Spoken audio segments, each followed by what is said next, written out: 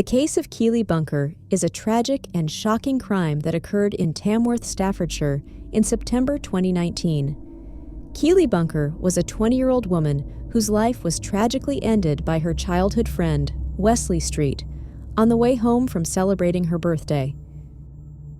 Keely Bunker was described by her family as the kindest, most beautiful young lady that you could ever wish to meet, and had a life ambition of becoming a classroom assistant. She had a life ambition of helping to educate young children and was a vibrant, caring, and beautiful soul. She was loved by many and was the most classy person in the community. Keely went to a concert in Birmingham to celebrate her 20th birthday, which was 12 days earlier. The concert was by the rapper H at the O2 Institute. She had gone to a concert with a friend and met up with Wesley, her childhood friend, at a nightclub.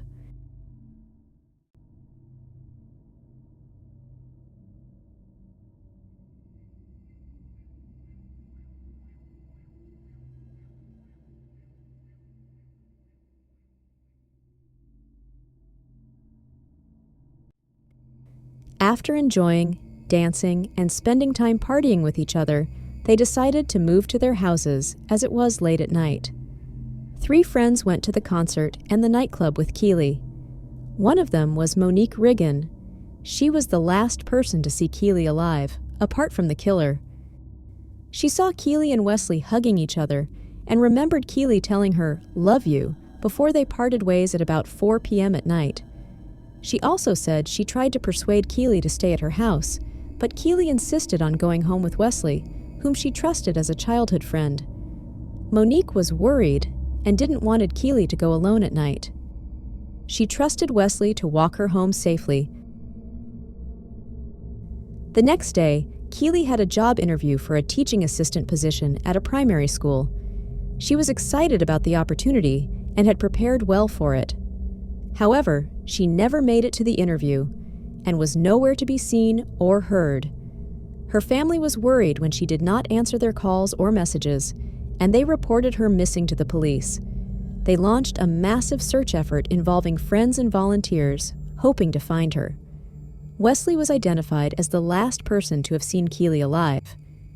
He gave officers and Keely's family a detailed account of the route they walked, and said they had parted company at a phone box at the junction of Macefield Drive and Wordsworth Avenue. He even showed officers the route on a drive around during the search for Keely. I don't even know. Okay. So when you got to that junction, which way did you go? Just straight back. Straight back, Yeah, that way? Yeah, straight back. Okay. And do you know which way she walked at all? No. No. I'm guessing she went home. Well, Okay. She was going home. Which way would she go home normally? This way. Shops, Back that way? yeah, Yeah? towards the Okay. shops, yeah. Is that the way you would walk if... Yeah. Okay, alright.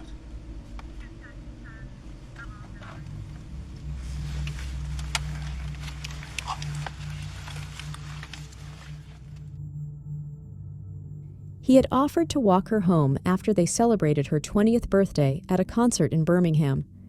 However, he lied to the police and changed his story several times about what happened to her. He initially said he left her to walk home alone, and he didn't want her to get in any sort of trouble. Wesley said that he left her alone when she went towards her home. But according to Monique, Wesley should not be doing that, because she instructed Wesley to take care of her and safely walk her to her house. The police now had a suspicion of Wesley as they noticed that he was planting lies. Meanwhile, during the search when everyone was looking for Keely, her uncle, Jason Brown, noticed something while he was carrying a flashlight in a brook in Wigginton Park, hidden under branches. He let out a horrendous scream at the sight. Keely was found. The condition of the body was very poor.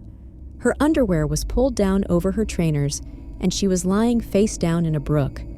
It was a gruesome and disturbing scene. Body was sent to post-mortem, and the examination found that Keely had been strangled and that Wesley Street's DNA was on her body. Meanwhile, police were on the route of questioning him again and again about what happened that night, as his first story was all made up, that he had left Keely to walk home alone after they got off a taxi in Tamworth. He said he did not know where she was and that she seemed happy when he last saw her.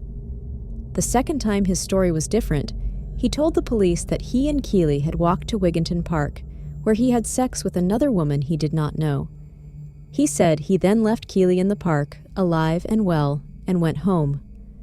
The police saw CCTV footage of him and Keely walking toward the park where they were headed, and now it was obvious that he didn't leave Keely to walk home alone, and instead, they both walked into the park where Keely's body was found. The DNA evidence found on Keely Bunker's body was from Wesley Street. Wesley also her, as there were scratch marks on Keely's neck of her struggling to get free of the chokehold which Wesley intended upon her. Wesley's jacket, which was also found in the park where he hid her body, was stained with the type of makeup that Keely was wearing. Police arrested Wesley Street for and murdering Keely Bunker. He lied repeatedly about what had happened to her and changed his story at least 4 times before his trial.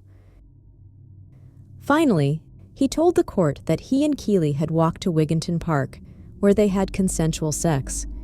He said he accidentally killed her by applying pressure to her neck with his forearm. He said he did not realize she was dead until he saw blood coming out of her nose. He said he was scared and confused and tried to cover her body with branches. Keely Bunker's family was devastated by the trial of Wesley Street. They attended every day of the trial and heard Street's lies and changing stories. They were relieved when he was found guilty and sentenced to life imprisonment with a minimum term of 29 years. They said they hoped he would spend the rest of his days in prison and that they would never forgive him. The case of Keely Bunker had a profound impact on society. It raised awareness about the issue of violence against women and girls and the need for better protection and justice for victims. It also sparked a wave of solidarity and support for Keely Bunker's family and friends, who campaigned for Wesley to be brought to justice.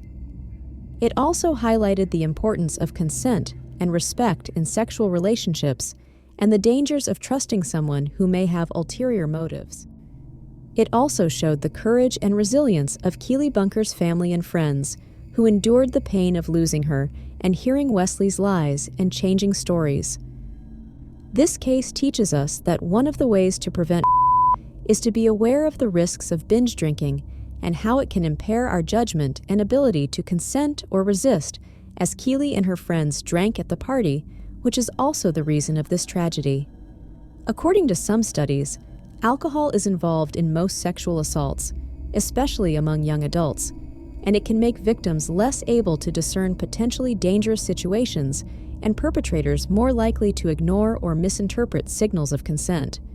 One should avoid drinking excessively. And if someone tries to force you into sexual activities that you don't want, say no clearly and firmly, and try to get away or call for help. Fight back if necessary, and use any means to distract or injure the attacker. This was a tragic and horrific crime that touched the hearts of many people. Make sure to subscribe and give a like. It helps me a lot making videos like these. Also, you can watch the cases that pop up on the screen.